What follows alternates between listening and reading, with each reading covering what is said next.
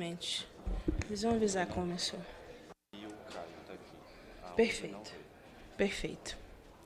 Senhoras e senhores, boa tarde. Declaro aberta a audiência pública da Comissão de Legislação Participativa destinada a debater o tema: os desafios e oportunidades para a promoção da participação das juventudes brasileiras na política institucional. Ressalto que a presente audiência, que decorre da aprovação do requerimento 122 de 2024, de autoria do deputado Dandara, em reunião deliberativa dessa Comissão de Legislação Participativa. Por fim, também agradeço a presença dos membros desse colegiado, dos convidados e de todas e todos que nos acompanham nesse momento de forma remota. Informo que esse evento está sendo transmitido via internet, por vídeo, e pode ser acessado também pela página da CLP, no site da Câmara dos Deputados e pelo canal da Câmara dos Deputados no YouTube. É importante ressaltar que, a partir da página da comissão, todos os cidadãos podem participar de debates interativos, votar, opinar, enviar sugestões, perguntas, que, inclusive, ao final, serão submetidas aqui também à nossa mesa. Antes de passarmos para os debatedores, quero dizer para os senhores e as senhoras as normas aqui internas da Casa. Os senhores e senhoras parlamentares interessados em interpelar os expositores poderão se inscrever previamente junto à mesa. Cada convidado terá de 5 a 10 minutos para a sua exposição. Após o encerramento da sua exposição, cada inscrito terá o prazo de 2 minutos para fazer as suas considerações. Então, nós contaremos, nesse momento, com a participação dos senhores e das senhoras convidados desta audiência. Alguns nos acompanham de forma remota e outros estão aqui presencialmente. A senhora Daniela Costa, representante do grupo GUUP do Brasil. Chega para cá, junte-se a nós. A Júlia Cristina Gírio Gonçalves, representante do Politize. Bem-vinda. Uma salva de palmas para elas, por favor, gente. Duas mulheres jovens empoderadas conosco neste momento. A Bárbara Poerner, que está também em vídeo representando o Empodera Clima. Obrigada pela presença. O Ronald Sorriso dos Santos, secretário nacional de Juventude da Presidência da República.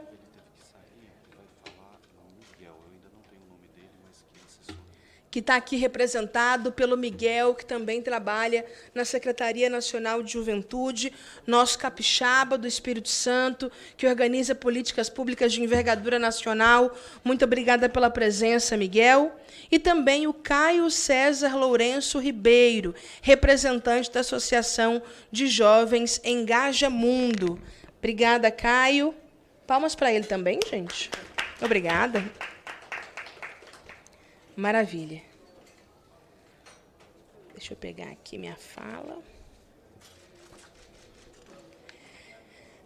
Olha, segundo o censo de 2022, a faixa etária entre 20 e 29 anos corresponde a 15% da população brasileira. Enquanto isso, na presente legislatura da Câmara dos Deputados, apenas 25 deputados estão nessa faixa etária, dos 21 a 30 anos, que corresponde a 4% total de parlamentares, evidenciando, inclusive, a subrepresentação da juventude brasileira aqui nesse espaço, na Câmara dos Deputados. Eu tenho muito orgulho de ser uma deputada jovem, mas sei que sou minoria da minoria, e daqui a pouco, inclusive, faço 31 anos, já quero reivindicar que a gente possa aumentar para 35, por favor, não quero deixar de ser jovem. Em janeiro, faço 31 anos. A Câmara dos Deputados realiza um esforço muito importante de integração e participação da juventude brasileira. Nós temos programas que contemplam desde a população infantil, juvenil, universitária, a Câmara Mirim, o Parlamento Jovem Brasileiro, o estágio de visita, o estágio universitário, a Politeia. Nós somos mais de 48 milhões de brasileiros entre 15 e 29 anos, 1/4 da população. E para mudar essa realidade atual, o déficit de representação, nós sabemos que são necessárias medidas que estruturem essa participação da juventude na política. não apenas na questão numérica, né, mas do ponto de vista da juventude, é também como é que nós vamos ocupar a política para transformar a política e levar as nossas pautas para a política. Então, nós vamos iniciar aqui o nosso debate com a presença e com a fala da representante do Give Up Brasil, Daniela Costa.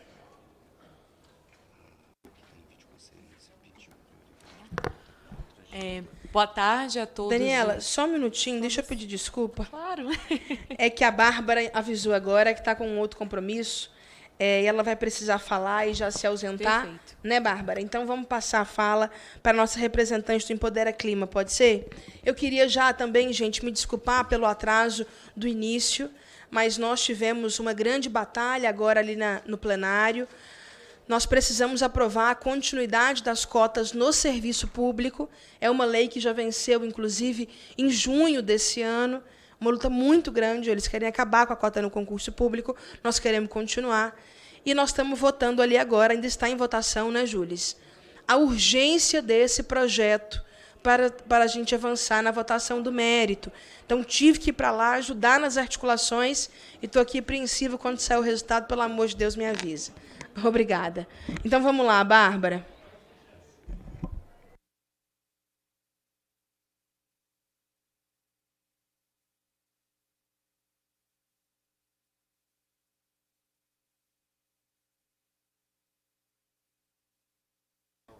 Bárbara, aqui não está saindo ainda. Vou esperar sair aqui no nosso plenário. Você pode falar mais uma vez?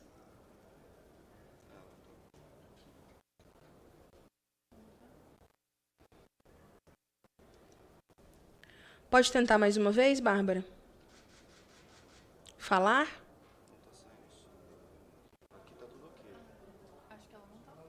Você está me ouvindo, Bárbara?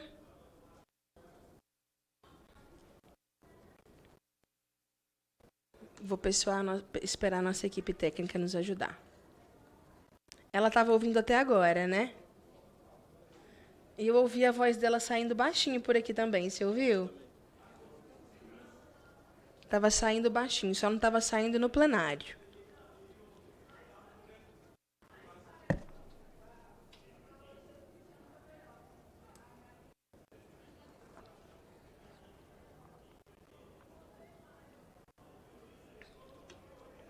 Você nos ouve agora? Ela disse que não ouve. Escreveu "e agora" no chat.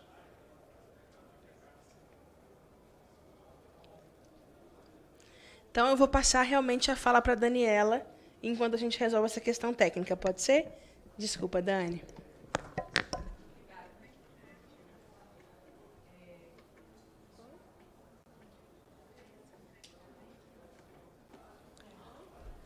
Aí, perfeito, obrigada. Quero começar dando boa tarde a todos e todas presentes. Cumprimento a mesa em nome da deputada Dandara, que tem sido uma grande parceira da mobilização das juventudes aqui dentro da Câmara dos Deputados. Cumprimento meus colegas e as nossas meninas da rede da Give Up também, que estão aqui, a Carla e a Giovana, acompanhando esse debate. É muito importante sempre para a gente fortalecer também a participação e a presença das juventudes quando a gente está pautando essa agenda. Me apresentando, meu nome é Daniela Costa, eu sou gerente de redes e advocacy na Give Up Brasil, que é uma organização que atua para treinar, para capacitar, para ensinar a incidência política, fortalecer a incidência política de adolescentes nos seus territórios de forma online, especialmente de meninas, entendendo que quando as meninas voam, o mundo inteiro voa com elas, né? Que a gente tem que cada vez mais apostar, de fato, no potencial das juventudes para as mudanças sociais. E dentro dessa pauta, né, dessa agenda da importância das juventudes, acho que eu quero focar a minha fala aqui hoje em um tema específico que está relacionado com um dos nossos projetos, que é o Juventude Eleita.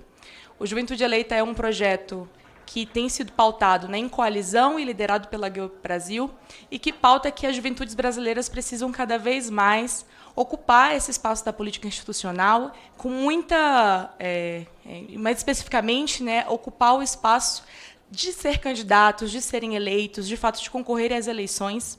E esse projeto surge de um diagnóstico, que é um diagnóstico que é muito desafiador atualmente no Brasil, né? Como a deputada já trouxe, a gente tem uma subrepresentação muito grande das juventudes, não só aqui na Câmara dos Deputados, como também nas câmaras municipais por todo o Brasil.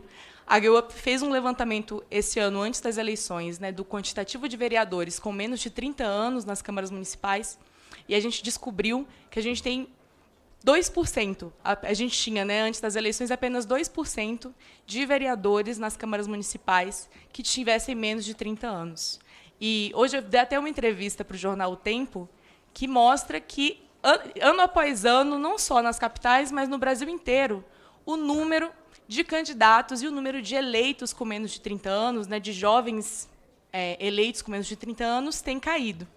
Esse é um sintoma, eu acho, de uma realidade muito mais ampla, de desafios muito mais amplos, que tem criado barreiras para a participação política da juventude. Então, só para trazer aqui, eu acho que um pouquinho de dados, né, como a deputada trouxe, hoje em dia, a juventude é 1/4 da população brasileira, a gente ainda tem um quantitativo jovem muito grande, mas, apesar disso, quando a gente olha para as câmaras municipais e para a Câmara dos Deputados, a gente vê uma subrepresentação.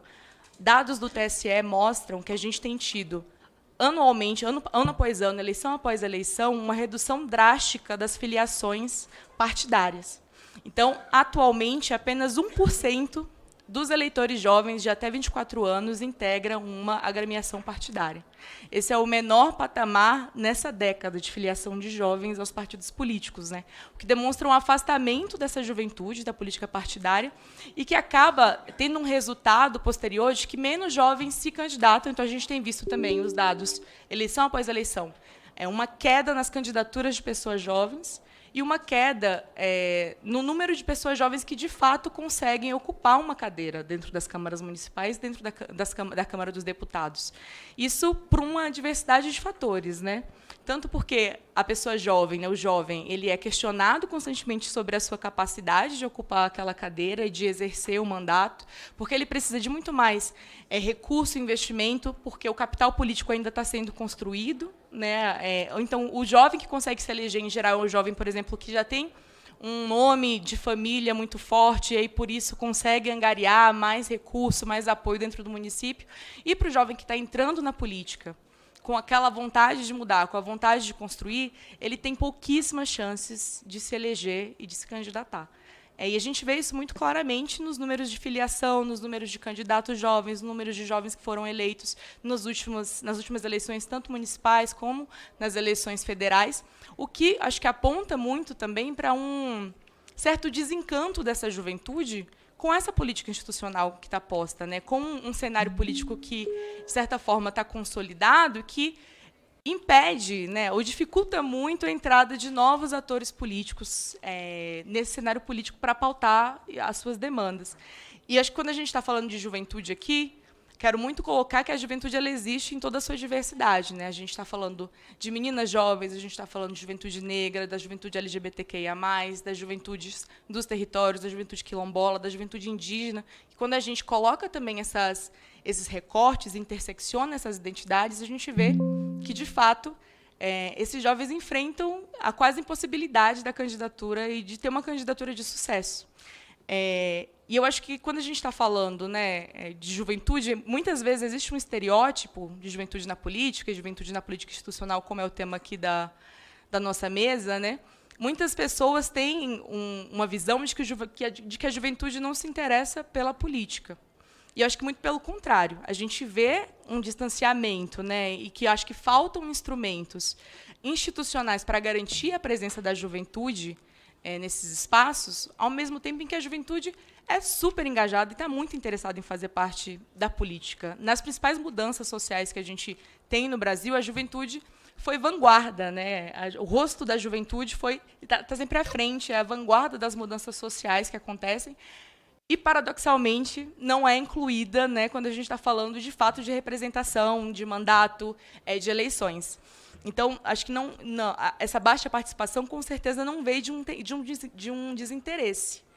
Ao mesmo tempo em que uma baixa representação também tem uma série de desvantagens, né? Acho que a democracia em si sai prejudicada. Primeiro, porque o jovem olha para as câmaras municipais, olha para a Câmara dos Deputados e não se enxerga. E aí, quando esse jovem é uma menina jovem, é um jovem negro, se vê menos ainda representado nessas câmaras municipais, na Câmara Federal. E, em segundo lugar, porque isso acaba causando também uma certa desconexão com as demandas dessa juventude, né? Então, o fato da gente ter uma porcentagem tão pequena de jovens ocupando esses espaços faz com que prioridades para a juventude muitas vezes sejam escanteadas ou não estejam no centro do debate, como é o debate sobre saúde mental, como são os debates sobre educação, como são os debates sobre empregabilidade. A gente tem visto uma juventude cada vez mais desesperançosa, né, com o quadro da empregabilidade, com uma transição positiva para o mercado de trabalho, com combate às mudanças climáticas. Então, só para apontar, né, acho que alguns dos prejuízos para a própria democracia da baixa participação da juventude dentro das câmaras municipais e da Câmara Federal. E aí é por isso que, por meio do Juventude Eleita, a gente também pauta, e acho que esse é um ponto assim, central aqui da minha fala que eu queria deixar, uma aprovação de um projeto de lei que é de autoria, inclusive, aqui dessa comissão, que é o projeto de lei 7292 de 2006, que, inclusive, há alguns anos, acredito, já está pronto até para votação no plenário, mas que eu acho que precisa de mais debate, de mais discussão, mas que é um projeto que pauta uma cota para as juventudes, né, que pauta ao menos 10% de uma cota nas juventudes para as candidaturas de pessoas jovens, como uma forma de assegurar que os partidos políticos vão formar esses quadros, vão se aproximar e conversar e dialogar com as demandas das juventudes, e que essa juventude, por si mesma, vai poder concorrer e se representar e representar as suas pautas.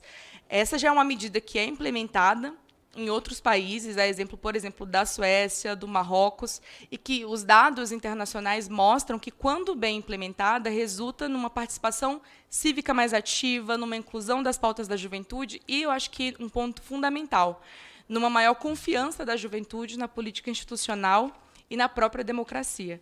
Então, para finalizar, né, acho que são vozes que precisam ser ouvidas.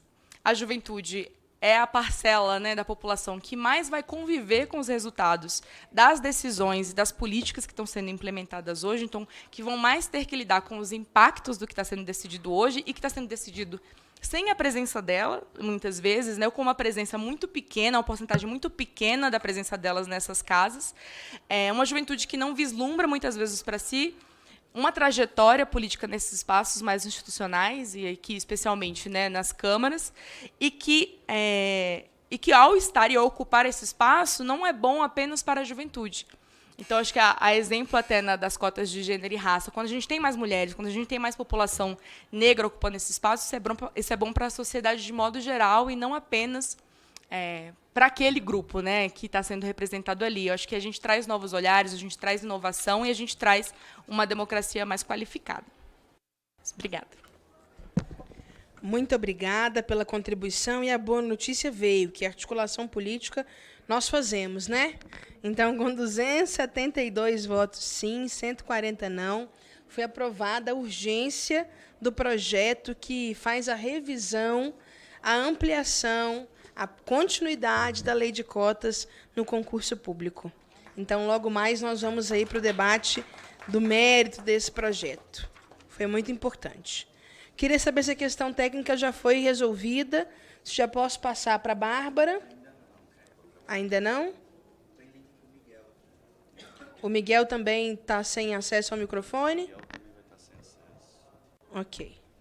Então, vou passar agora para a Júlia Cristina Gírio Gonçalves. Opa, eu acho que eu estou com uma apresentaçãozinha aqui para passar, não sei se vai dar certo. Acho que não, né? Estão ocupados com outras questões. Então, boa tarde a todos, boa tarde a todas. Queria agradecer aqui a oportunidade do espaço cedido pela deputada Dandara, muito obrigada. Cumprimentar, então, os parceiros aqui de outras organizações. E hoje a minha fala vai ser mais voltada, então, para a atuação da Politize, como a gente atua nesse cenário da juventude. E eu vou começar, então, primeiro me apresentando. Meu nome é Júlia, faço parte da equipe da Politize. Vou contar um pouquinho da trajetória da Politize e os eixos que a gente atua hoje. Então, a Politize ela surge em 2013, tem o... Beleza. A Politize, a ideia inicial dela surge, então, em 2013, né, no período das manifestações históricas que a gente teve naquele ano, e ela, de fato, vai passar a existir em 2015.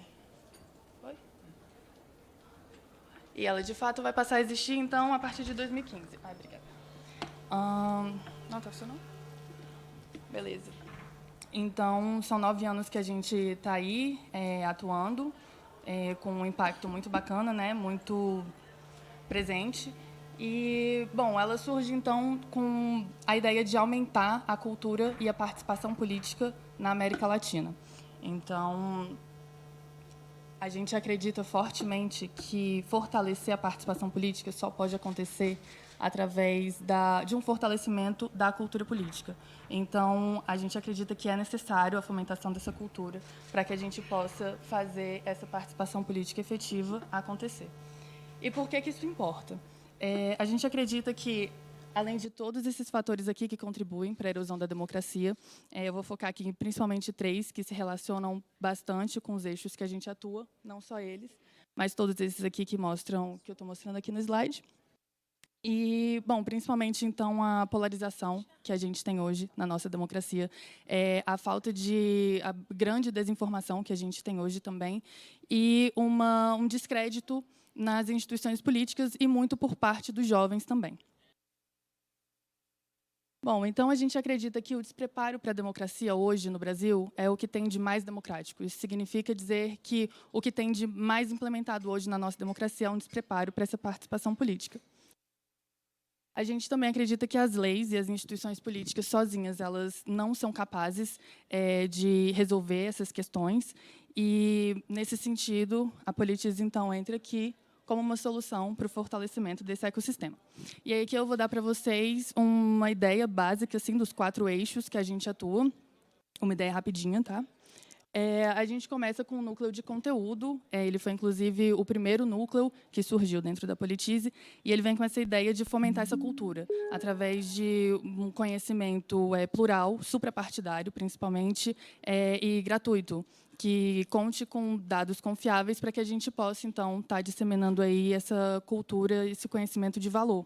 E aí a gente entra muito na pauta da desinformação. Dentro aqui, então, do nosso núcleo de conteúdo, a gente consegue atingir essa dor da desinformação. E aí a gente tem aqui alguns dados bem legais, que eu acho que não vai estar funcionando.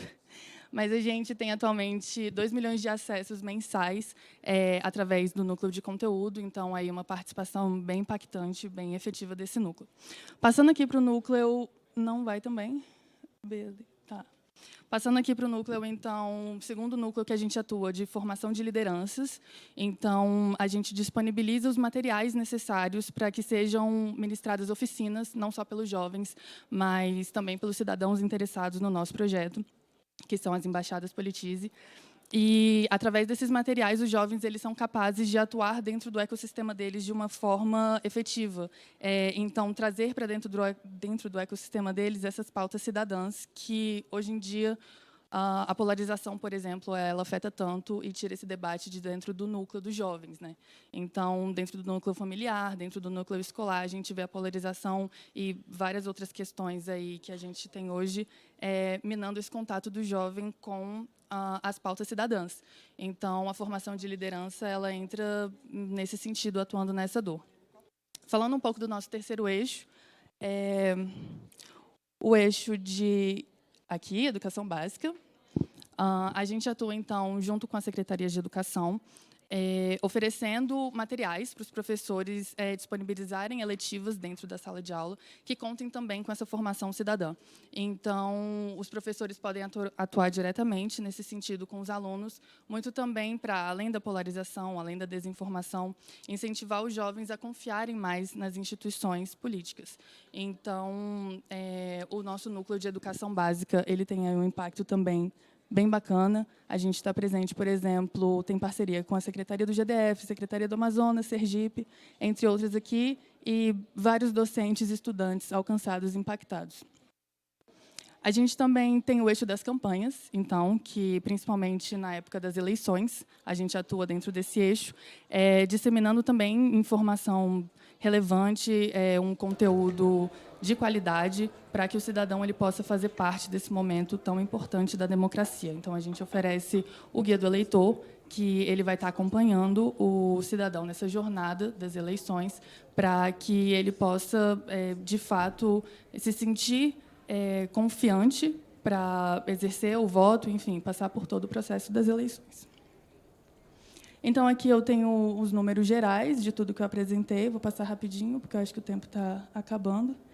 E, bom, finalizar, então, nesse sentido, eu acho que, trazendo aqui o impacto da Politize, eu acho que é importante para ressaltar como a Politize, ao longo desses 9 anos, aí, quase 10, pode servir como um motor para outras organizações, para outros cidadãos, outros jovens interessados aí em ingressar e mostrar que, através dos 3 pilares que a gente acredita fortemente, que é disponibilizar um conteúdo de valor, de qualidade, disponibilizar ferramentas para que os jovens possam estar atuando, e uma rede para que eles possam se engajar, a gente acredita que, sim, o jovem ele se engaja, ele participa, mas ele precisa, principalmente, nós acreditamos, desses 3 pilares aí bem fortificados, para que ele tenha esse espaço para atuar. E aí, bom, termino agradecendo a oportunidade, e é isso, pessoal. Obrigada. Muito obrigada, Júlia, do Politize, pelas contribuições. Vamos avançando nessa reflexão. Agora com a contribuição do Caio César Lourenço Ribeiro, representante da Associação de Jovens Engaja Mundo. Pedir mais uma vez a compreensão dos nossos participantes online. Nós estamos terminando de ajustar as questões técnicas aqui e vai dar certo a participação de vocês. Tá bom? Então, vamos lá, Caio. Alô. Boa tarde. Primeiro, eu gostaria de agradecer aqui o convite da mesa, da deputada Dandara. Em nome daqui do convite também, saudar meus colegas aqui que estão compondo, aos jovens aqui também que estão presencial e online também, vão acompanhar a gravação da audiência depois. Bom, também queria falar aqui em nome do Engajamundo, né, que é uma rede de jovens que surgiu na Rio 92, né, na Rio Mais 20, perdão. Na Rio Mais 20, num grupo de mulheres jovens que estava ali fazendo articulação, querendo incidir como jovens, como empoderadas dos seus direitos, né, nessa pauta de desenvolvimento sustentável. Então, o Engajamundo é uma rede de jovens que está atuando aí de jovens para jovens, né, fazendo esse engajamento aí muito para a participação da juventude em políticas públicas também. Trabalha com advocacy, educação climática, de biodiversidade também, educação ambiental de uma forma geral, e com ativismo, né, uma rede aí que tem atuação no território nacional, e eu me considero uma cria aí dessa organização. Hoje eu sou um jovem há um pouco mais tempo, né? E você vê assim, participando desses coletivos de juventude, da importância do jovem de formar coletivos e de estar dentro de instituições, né? E isso está muito relacionado também com a pauta aqui do tema dessa audiência. Mas bom, falar em terceiro, assim, depois de tantos dados e ponderações importantes que minhas colegas fizeram, né?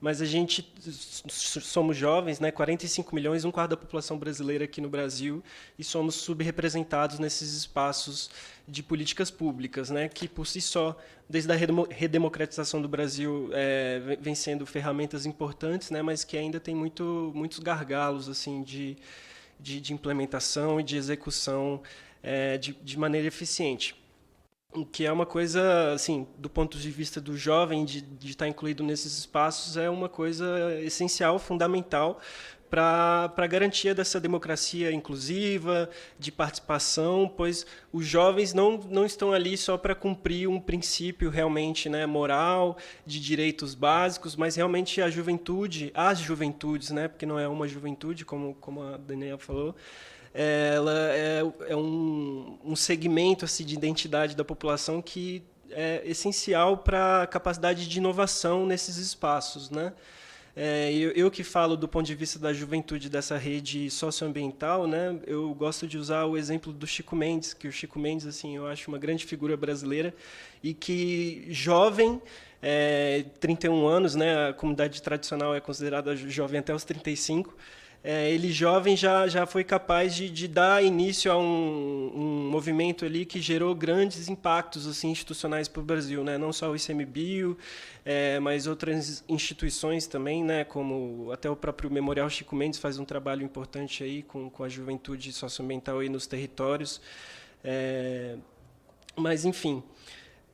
eu gostaria de ponderar que o Engajamundo, recentemente, ele fez um relatório, né, um diagnóstico da participação da juventude na política pública federal, junto a outros parceiros. Né? E qual foi a conclusão desse diagnóstico? Né?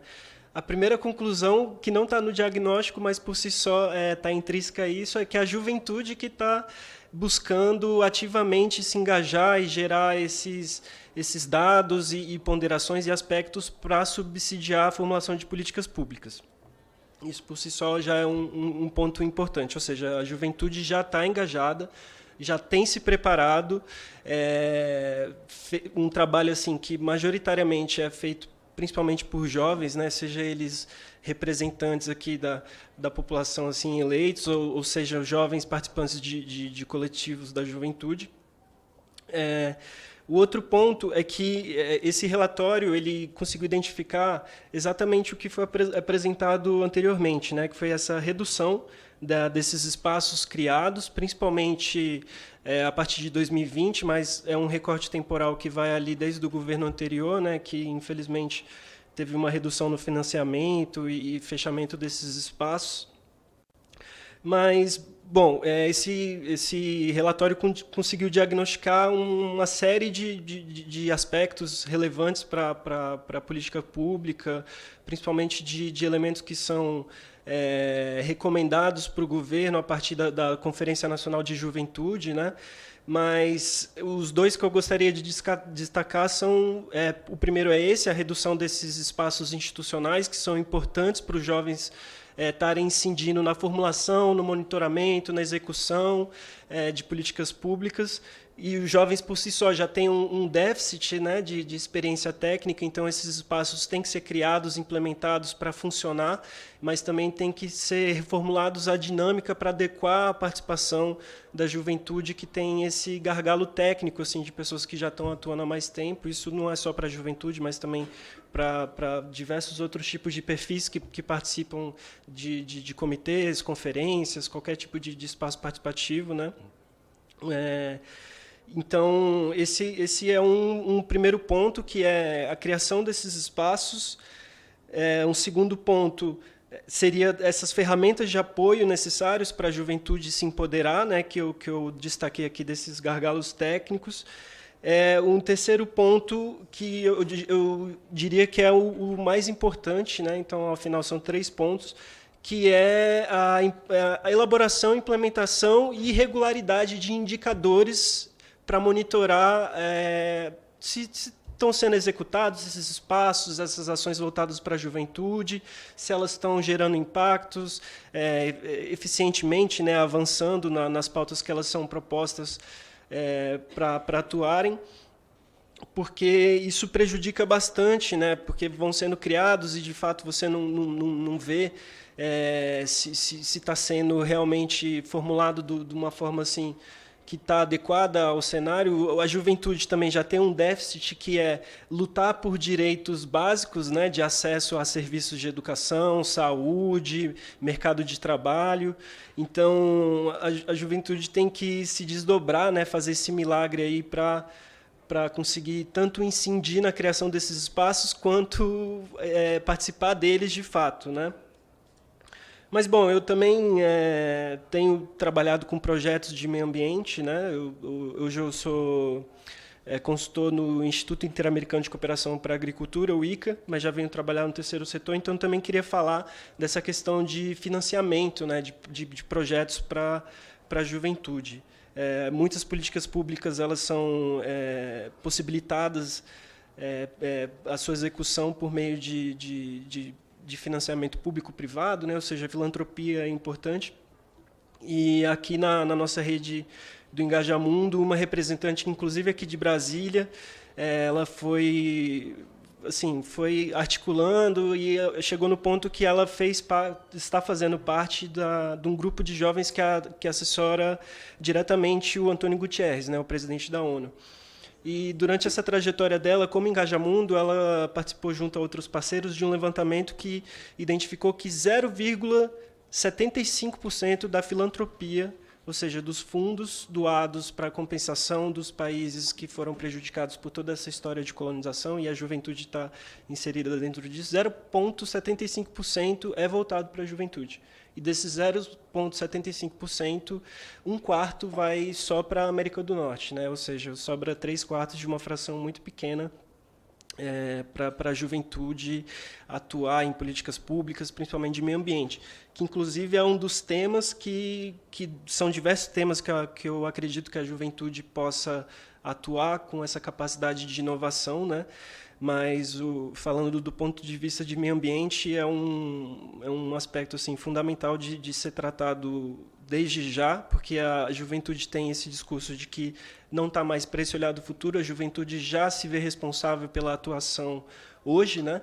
Então, esses espaços que têm que ser criados já deveriam abarcar uma juventude que já se vê responsável, né? Corresponsável junto a esses outros atores. E, assim, em resumo, o que eu quero trazer é que a juventude tem assim, feito milagre, né, com poucos recursos, poucos espaços, mas contando com parceiros importantes aí, mesmo que subrepresentados na política pública, né, como a deputada Dandara, outros nomes aí, principalmente do meio social, né, do ativismo. Mas é isso, o declínio dos espaços e do investimento estão aumentando, principalmente de 2020 para cá. Eu fico feliz com o convite da deputada para compor essa mesa, porque é uma sinalização de que as coisas estão acontecendo apesar das dificuldades e das reduções aí que estão acontecendo, né? Muito obrigado. Obrigada pela contribuição. Vamos agora ouvir a Bárbara Poerne, representante do Empodera Clima. Desculpa, Bárbara, com as questões técnicas que nós tivemos aqui. Agora a gente ouve, te vê, tá tudo certo. Ótimo. Beleza, vocês me ouvem então, né? Sim. Ok. Primeiramente, muito obrigada aí pelo convite, né? Eu sou a Bárbara, estou aqui representando a Empodera Clima. E aí, falando um pouquinho, né, da agenda da Empodera Clima, é uma organização multilingue liderada por jovens. A gente está baseada no Brasil e a gente busca aumentar a conscientização sobre os impactos, né, das mudanças climáticas que as meninas e mulheres enfrentam na América Latina e no Caribe. Então, a gente tem bastante foco em trabalhar com jovens no sul global a adotarem mesmo essa perspectiva de gênero quando a gente fala de mudanças climáticas e também de soluções, né? E a gente faz isso através de ferramentas educativas e também estando em espaços, né, de negociações como COP e outras agendas desse teor. E aí, na Empodera Clima, né, a gente defende uma visão interseccional, entendendo que as mudanças do clima, né, afetam de forma desigual as pessoas, além de produzirem e agravarem desigualdades já existentes, né, e históricas, como racismo, misoginia, pobreza, fome, etc. E entendendo também que tudo isso são pautas da juventude, né? Entendendo que a crise climática é uma agenda, é uma implicância das juventudes do Brasil, considerando muito o que a Daniela falou no início, né? Que a gente tem diversas juventudes, então a gente tem uma diversidade muito grande no que é juventude, mas em todas elas a pauta climática ela está implicada. E a crise climática não é uma questão do futuro, né? É uma questão do presente. Então, a gente considera muito isso na Empodera Clima e acho que é um pouco essa a minha contribuição para a audiência de hoje, trazendo um pouco também essa visão de gênero, né, interseccional a essa agenda da juventude, né? Então, ao mesmo tempo, a gente entende também isso, né? A juventude é uma pauta, o clima é uma pauta da juventude e dentro dessa juventude a gente tem aí impactos, né, que são desproporcionais, inclusive falando, né, em relação às mulheres e meninas, né? Então, a gente entende que as políticas públicas são essenciais para combater as mudanças do clima e, ao mesmo tempo, reduzirem as emissões, né? Enfim, promoverem soluções de adaptação climática. E aí, entendendo que a gente pode, né, ter a juventude se engajando com a política por meio das políticas de clima, né? E ao mesmo tempo que a gente vê acontecendo é de fato uma exclusão mesmo da juventude, principalmente das mulheres jovens, né? Jovens negros e negras e jovens de comunidades tradicionais desses espaços de negociação climática e da discussão climática, né? Então tem alguns dados aqui de um relatório da Plan International de 2021 que diz que 1 a cada 5 participantes declara sua educação climática como ruim ou muito ruim, e apenas 16% aprenderam sobre os impactos de gênero e das mudanças do clima.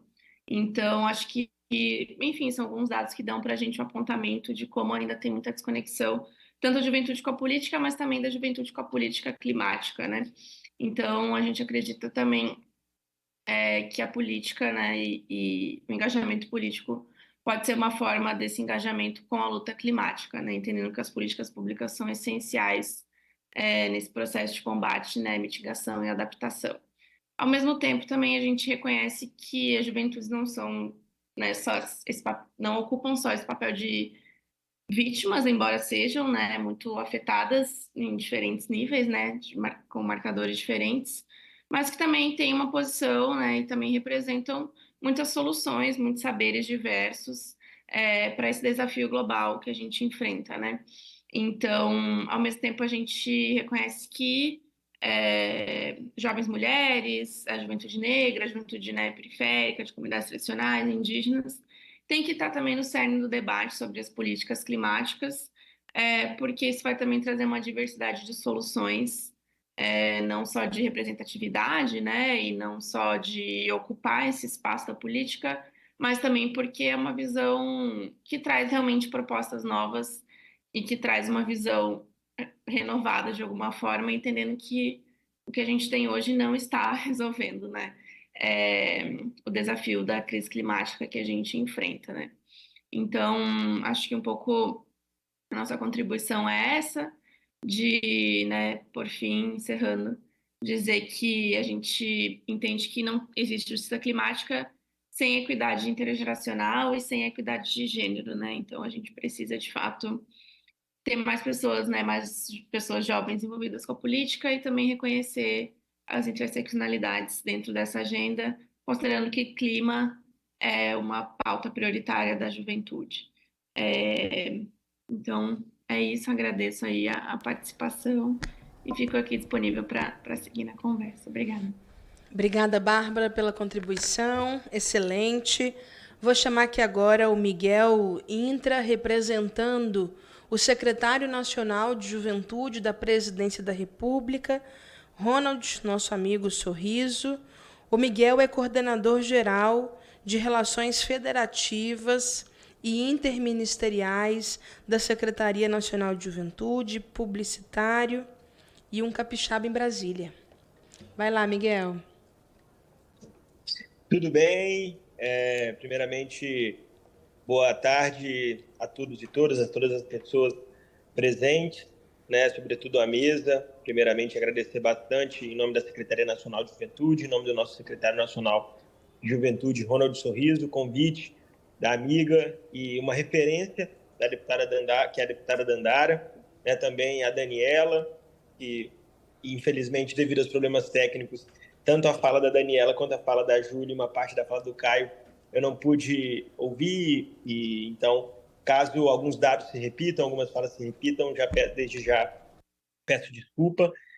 Também a Bárbara, que me antecedeu, e a todos que estão aí presentes, né, no plenário e que estão acompanhando de forma ou remota, ou então pelo canal da Câmara no YouTube. Bom, então fiquei aqui incumbido, o secretário pediu para que a gente dialogasse sobre algumas questões com relação à baixa participação institucional. Eu acho que a gente avalia que, independente do cenário que está colocado, a gente tem avançado enquanto Secretaria Nacional de Juventude para responder esses desafios, né, sobre a participação, e que essa participação institucional ela também se dá através da democracia representativa, das eleições, né, dos quadros políticos, tanto para o executivo quanto para o legislativo, em âmbito municipal, estadual e também em âmbito federal. Mas a participação social da juventude ela também se dá de diversas outras formas, né, como bem já colocaram, através de conselhos, através de comitês, através de fóruns, espaços importantes onde se debate, onde se pensa, se formula políticas públicas e que é importante ter o olhar das juventudes, das diversas juventudes dentro desses espaços, né? Então, dentro da Secretaria Nacional de Juventude, a gente tem atuado fortemente para conseguir estabelecer um sistema, né, de políticas de juventude e fortalecimento, né? O Sistema Nacional de Juventude ele vem junto com o Estatuto da Juventude, na Lei 12.852 de 2013, 5 de agosto, que completou 10 anos no ano passado, 11 anos agora, e a gente tem, junto, a partir de um termo de execução descentralizada com o Instituto Federal de Goiás, estabelecido uma rede do subsistema de política pública, do ponto de vista de, primeiro, conseguir estabelecer essa rede, configurar um processo dialogado, né, entre governo federal, governos estaduais, governos municipais, do ponto de vista de fortalecimento da política e de institucionalização da política pública para a juventude no nosso país. Para além disso, né, desde que a Secretaria Nacional de Juventude volta para a Secretaria-Geral da Presidência, com o governo do presidente Lula, a gente tem trabalhado também para restabelecer e construir algumas ferramentas importantes. E aqui eu gostaria de colocar algumas delas. Primeiro, sobretudo, a participação da sociedade civil, a participação do povo brasileiro, dos movimentos sociais e das organizações sociais, né, que estão na nossa sociedade, através da 4ª Conferência Nacional de Juventude, que foi um importante espaço que a gente realizou no ano passado. Faziam 8 anos que não acontecia esse espaço de escuta, de diálogo, para ouvir as demandas da juventude brasileira.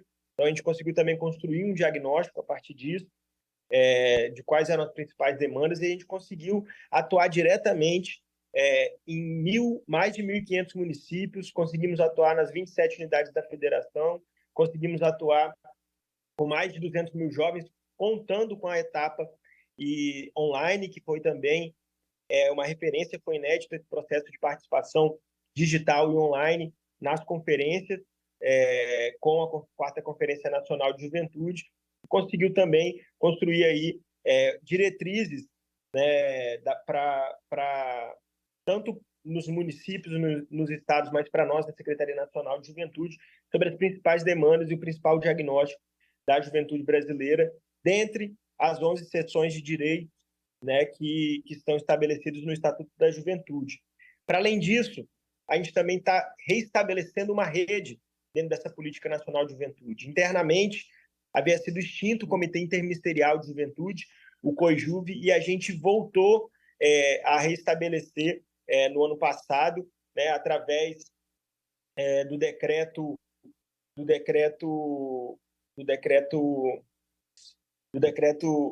11.572, de 20 de junho de 2023, que a gente restabelece esse comitê.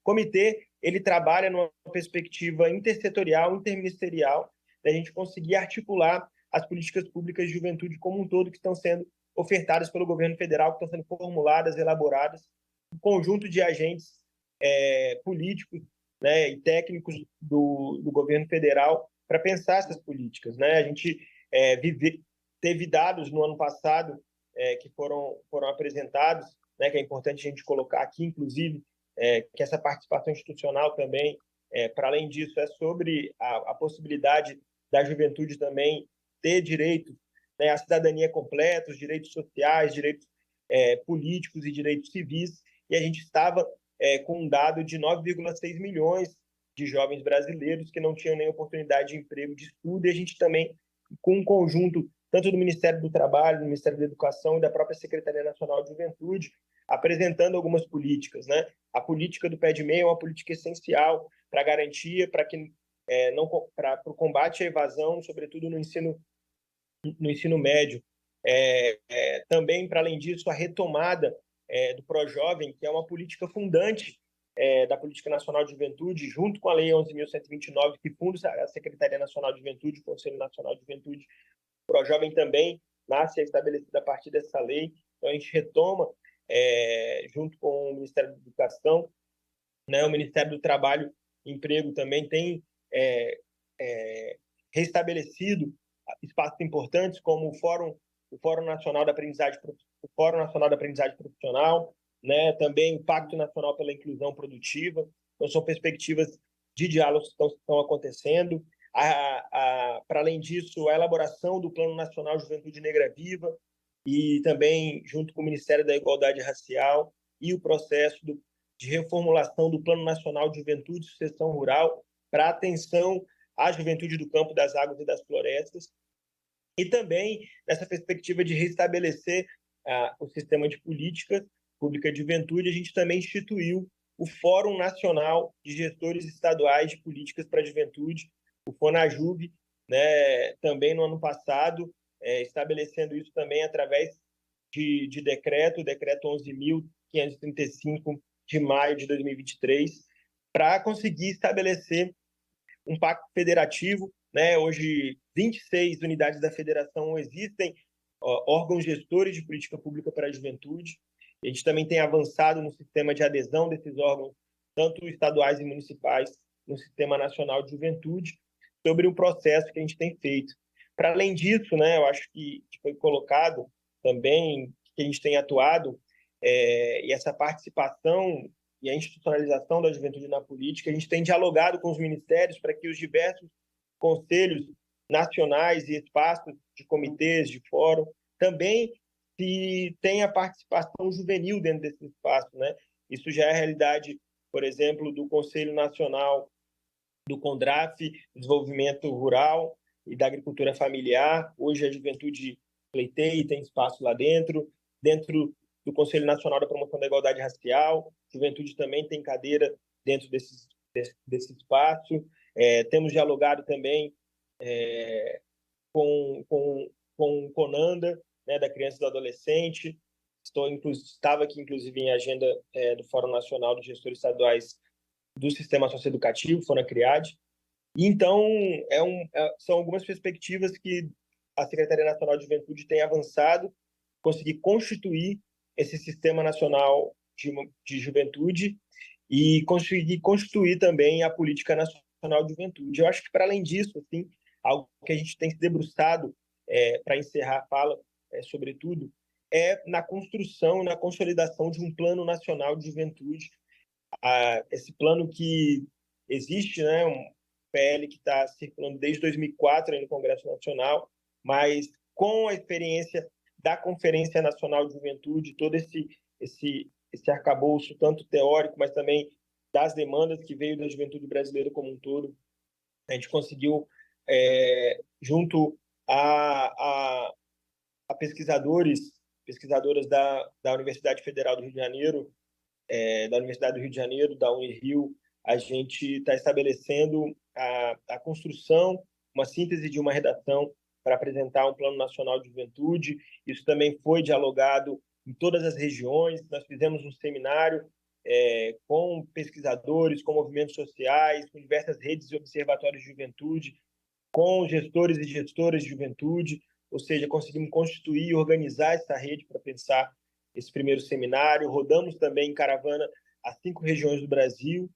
e conseguimos, junto ao Comitê Interministerial, iniciar um primeiro texto, um texto final para que seja apresentado logo mais ao Congresso. Estamos articulando, inclusive, também com o Congresso, através da Frente Parlamentar Mista em Defesa das Políticas Públicas para a Juventude, que a gente consiga avançar na apresentação e na aprovação desse plano, que vai ser um marco importante e para institucionalizar e para construir e para cada vez mais fincar a bandeira da política pública para a juventude como uma política de Estado e não somente uma política de governo. Então, acho que agradecer esse espaço, colocar que a Secretaria Nacional de Juventude tem atuado e muito, né, todo o esforço coordenado pelo nosso secretário nacional de Juventude, o conjunto das nossas equipes, das nossas 2 diretorias também, e do diálogo direto com o Conselho Nacional de Juventude, que inclusive está reunido agora durante o G20 Social, né, no Rio de Janeiro, que também teve a sua ampliação da participação social nesse ano. Eu acho que a gente tem avançado nessa perspectiva e estamos à disposição tanto dos jovens que estão aí presentes, dos movimentos sociais que estão aí presentes, o Girl Up, o Politize, o Empodera Clima, o Engaja Mundo, né, que já tem, muitos desses têm diálogo conosco diretamente com a Secretaria Nacional de Juventude, mas sobretudo também com os parlamentares e com o seu mandato, né, Dandara, que a gente dialoga tão próximo e estamos à disposição aqui de todos e todas e de toda a juventude brasileira. Muito obrigada pela contribuição, Miguel. Aproveitar para parabenizar o trabalho que a Secretaria Nacional de Juventude tem feito para a gente avançar nessa construção da participação política da juventude em todos os lugares.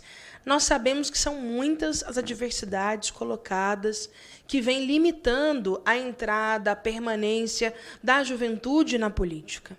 Eu acho que as reflexões que foram aqui apresentadas pelo Girl Up, pela Politize, Empodera Clima, também pela Associação Engaja Mundo e agora pela SNJ, nos dão conta da complexidade.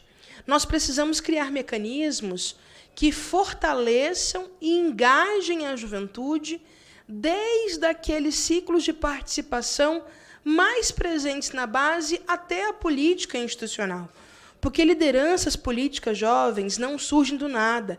Lideranças políticas jovens são construídas, fortalecidas, e é fundamental que os partidos também tenham um olhar para essa juventude. Olha, gente, a quantidade de partidos políticos que nós temos hoje no nosso país, com a burocracia partidária que muitas vezes repele ainda mais a participação da juventude, os altos custos financeiros de uma campanha, a violência política que nós enfrentamos na campanha, em especial as candidaturas jovens de mulheres, jovens negros, jovens LGBTQIAPN+. Outra realidade é a complexidade jurídica das resoluções, da legislação eleitoral, que vai também burocratizando a entrada do jovem para se candidatar. E quando a gente fala da participação do jovem na política institucional, nos governos, no executivo, nós temos ainda mais dificuldade de entrar em cargos de comissão, em cargos indicados, porque tem uma leitura, muitas vezes equivocada, que o jovem não tem aquela experiência política que dizem que outras pessoas têm, né? Mas eu enfrentei muito isso na campanha agora de prefeito. Eu fui candidata a prefeita na segunda cidade de Minas Gerais, e um dos argumentos mais rasos utilizados pelos meus adversários naquele contexto eleitoral era dizer que a gente não tinha experiência política para ser candidata. Mas de que experiência é essa que nós estamos falando? É essa trajetória mais do mesmo, cansada, que não levou nada para a cidade, não fez entrega, ou é uma experiência de quem tem acumulado em pouco tempo muitas entregas, fazeres políticos, capacidade de articulação política? Que experiência é essa para ocupar cargos no executivo, que muitas vezes se exige um quem indica, um sobrenome importante, ou uma relação de cambalacho, toma lá da cá? Esses fatores também contribuem para a nossa não entrada. Isso sem contar, gente, os fatores sociais ainda presentes na nossa sociedade. Eu sou contra esse conceito da geração nem, que nem trabalha, nem estuda, porque eu acho que, na verdade, o conceito certo é geração sem direito trabalhista, sem assistência estudantil, sem acesso a vagas no mercado de trabalho, sem incentivos. E nós estamos vivendo hoje uma parcela significativa, 24% dos jovens brasileiros entre 25 e 35 anos estão sem oportunidade na sociedade. Isso sem contar o alto índice de genocídio da juventude negra, que também influencia, sem contar o índice de evasão escolar no ensino médio e no ensino superior, né? Então, acho que nós temos muitos motivos para ocupar a política. Quando a juventude ocupa a política, nós transformamos a política, porque nós trazemos para a política pautas que, naturalmente, não são colocadas como prioridade. Nós invertemos a lógica e a ordem. Eu vou sair daqui agora para participar da coletiva de imprensa do fim da jornada 6x1, que tem tudo a ver com a juventude brasileira, que está sendo pautada hoje por deputados jovens da renovação política. Porque não dá para a gente pensar o mundo do trabalho no século XXI sem debater a precarização das nossas vidas, dos nossos corpos. Olha, gente, com o avanço do neoliberalismo, esse acirramento desse capitalismo que vale tudo, trabalhar, produzir, as nossas vidas têm sido colocadas como algo menor e secundário. Olha a quantidade de jovens que estão hoje adoecendo no mercado de trabalho, que estão passando por processos psicossomáticos. Olha a quantidade de jovens que não conseguem permanecer também naquela vaga de emprego. Então, é fundamental que a gente debata as relações de trabalho e como é que isso também está impactando hoje os jovens. Nós temos uma geração de precarizados no telemarketing, nos aplicativos, entregadores, motoristas, atendentes de loja, no shopping. A grande maioria são jovens. Um levantamento, inclusive, em parceria do Ministério do Trabalho com o CIE, mostrou que 45% da população entre 14 e 24 anos, hoje, está atuando em empregos informais. E nós sabemos que a informalidade ainda traz hoje alguns pontos de precarização. 51% das mulheres jovens, 56% dos jovens negros estão hoje em condição de subemprego. Ou seja, há ainda uma precarização nesse nível. Então, para nós, ocupar a política é algo essencial para a juventude, que a sociedade brasileira precisa cada vez mais incorporar para ser uma sociedade justa, aberta, democrática, participativa, inclusiva, porque o princípio da democracia é fazer com que os nossos representantes tenham a cor, o cheiro, a origem, a identidade do povo brasileiro, não é mesmo? Então, eu gostaria de agradecer enormemente a participação dos nossos expositores que contribuíram com esse debate no dia de hoje. Também deixar o encaminhamento aqui para a Comissão de Participação Legislativa, que a gente possa fazer um levantamento do andamento do PL 7292/2006, que a Gabriela trouxe aqui, que já tramita há alguns anos. É fundamental que a gente possa também saber o andamento desse projeto de lei.